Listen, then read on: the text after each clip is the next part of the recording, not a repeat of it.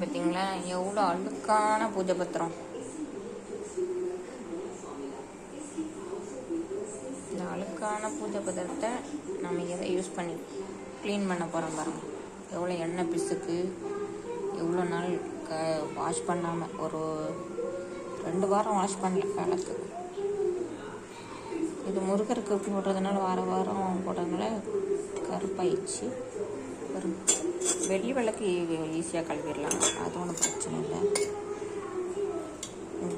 எவ்வளோ கருப்பாக இருக்கு.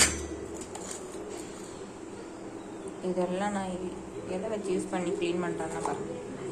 சபினாவும் இந்த பீத்தாம்பரையும் தான். அதுக்கப்புறம் ஒரு 4 வச்சுருக்கேன் ஸ்க்ரப்பு, அப்புறம் எலுமிச்சப்பழத்தோல், புளி. எப்போ முந்திலாம் நம்ம இதை தான் யூஸ் பண்ணுவோம், அதனால் இது இப்போ வரைக்கும் நம்ம அதை தான் யூஸ் பண்ணிகிட்ருக்கோம். ஜெல்லுலாம் வாங்குறதில்ல. இதை யூஸ் பண்ணியே நான் எப்படி நல்லா பளிச்சுன்னு என் பூஜை பத்திரத்தை ரெடி பண்ணுறேன் பாருங்கள். காமிக்கிறேன். இந்த ஒரு பாத்திரத்தில் தண்ணி வச்சாச்சு. எல்லாத்தையும் உள்ளே போட்டுக்கணும். தண்ணியில் கொஞ்சம் ஊற போட்டோன்னா அது சண்டை கொஞ்சம் ஊறினாலே ஈஸியாக வந்துடும்.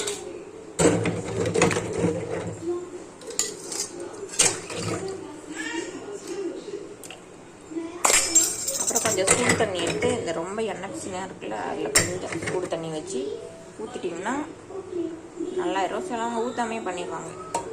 நான் சில நேரம் ஊற்றுவேன். சுடு தண்ணி இருந்தால் ஊற்றுவேன், சுடு தண்ணி இல்லைன்னா ஊற்ற மாட்டேன்.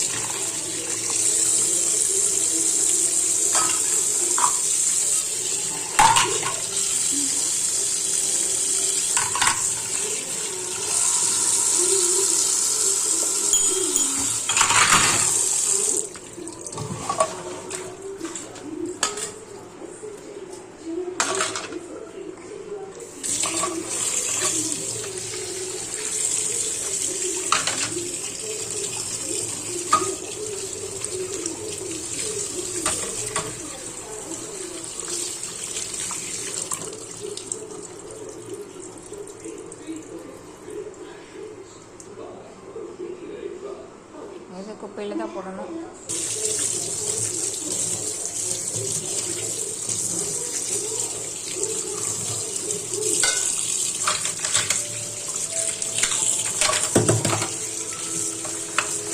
ஒரு தடவை இப்படி அலசி வச்சுட்டு அதுக்கப்புறம் நம்ம தேய்ச்சோன்னா நல்லா அந்த அழுக்கெலாம் போயிடும். அழுக்கெலாம் இருந்துச்சுன்னா ஈஸியாக போயிடும்.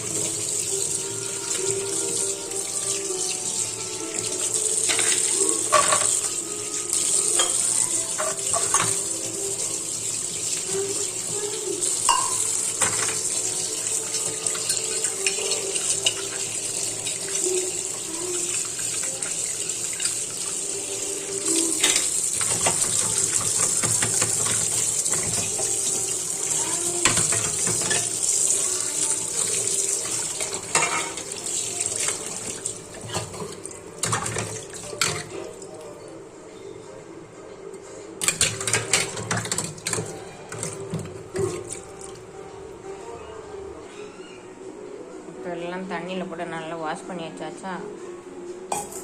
கொஞ்சம் சுடு தண்ணி எடுத்துருக்கோம். எண்ணெய் பிரச்சனை இருக்கிறதெல்லாம் ஃபஸ்ட்டு ஊற்றிடணும்.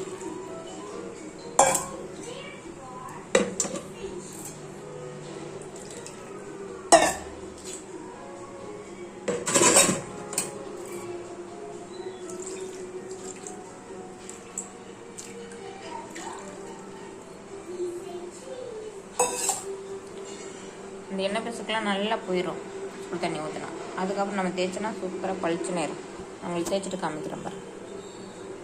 ரொம்ப பிசுன்னு இருந்துச்சுன்னா இந்த விம்ஜெல் ஊற்றி கொஞ்சம் தேய்ச்சி எடுத்துட்டு அப்புறம் அதுக்கப்புறம் இந்த சபினா இதெல்லாம் போட்டிங்கன்னா நல்லா பளிச்சுன்னு இருக்கும்.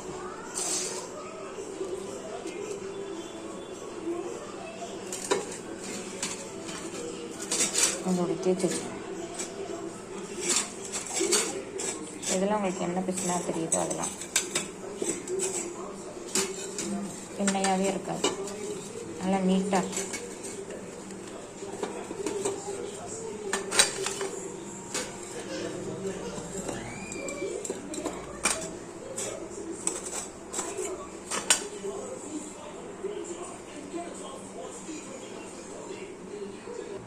விம் ஜெல்லு போட்டு நல்லா தேய்ச்சி வச்சுருக்கேன். ஏன்னா அதுலேயும் லெமன் ஊற்றி தானே விம் ஜெல் வரும். அதனால பாருங்கள் கொஞ்சம் பளிச்சுன்னு இருக்கும்.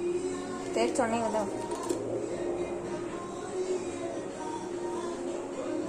பளிச்சுன்னு இருக்க.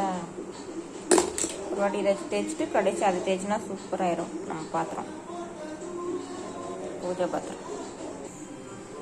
பாருங்கள் சூப்பராக தங்கம் போல் பளிச்சுணும். ஃபஸ்ட்டு இருந்ததுக்கு இப்போ இருக்கிறதுக்கு எப்படி இருக்கு பாருங்க. தங்கம் போல் நல்லா பளிச்சுன்னு இருக்கா.